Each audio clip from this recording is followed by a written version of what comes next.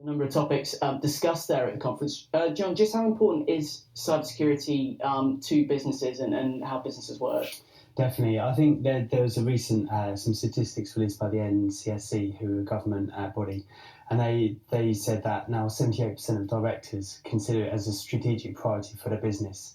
And I think with GDPR happening, obviously, back in 2018, that's really put it on the radar of both businesses, but also consumers, who are now taking more care about their data and asking more of businesses to protect their data. And what's the kind of how damaging can a cybersecurity attack be on a firm? It really depends what happens. So the average cost of a cybersecurity incident to an SME, a smaller business, is about £4,000. That's an average. It can go far higher. So it really depends what happens. I think there's obvious costs. So say you had to unencrypt your servers, that'd be one cost. But there's also the reputational damage, and sometimes it's hard to even put a price on that. And you both were saying before we came on camera that your companies have had their own experiences with cybercrime as well.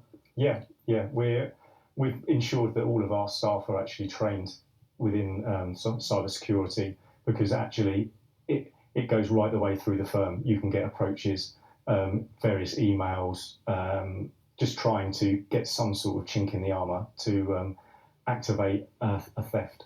And Jon, saying the focus is really shifting for a lot of businesses. Are you finding that with yours? Still very early days with the business, but are you finding that that's something that you're having to kind of put to the forefront? Yeah, we have to think about it, because we all have a responsibility to our customers. And when you're growing an e-commerce business, you're handling their personal data, their address, all of their details, their bank details, their credit cards. We store credit card details for customers, and actually, we're handling a lot of data. It's really important. The stakes are really high, so we have to take responsibility for that.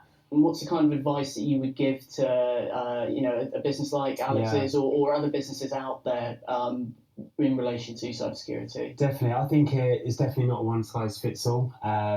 Depending on your business, the risks are going to be different. So for some people, it may be physical security. For some people, it might be the protection of their customers' data.